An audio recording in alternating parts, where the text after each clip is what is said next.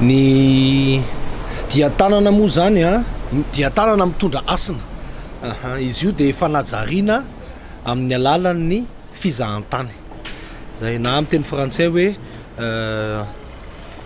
empreinte écologique d'un citoyen responsable par le biais du tourisme.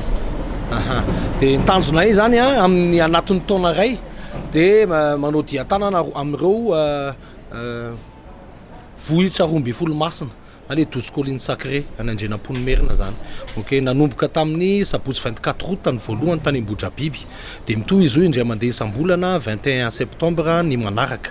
Ok, amin'io diatanana io zany izahay de mitondra ny mpanjifa eo amin'ny 20 eo zany a mandeha mitsidika toerana anankiray. Ny tanjona zany a dia amin'ireo anankitelo tanjonanay ihany, voalohany indrindra hoe mitondra asina ny mamalagasy a, faharoa manajary ny tontolo iainana, ary fahatelo a mampiroborobo ny sehatry ny fizahantany.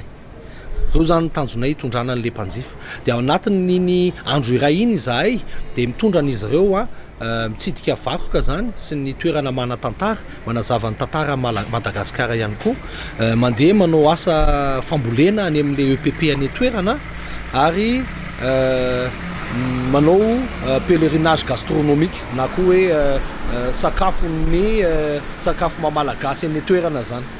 Ya, zay zany no fandehan'le andro anaovana an'le diatanana io.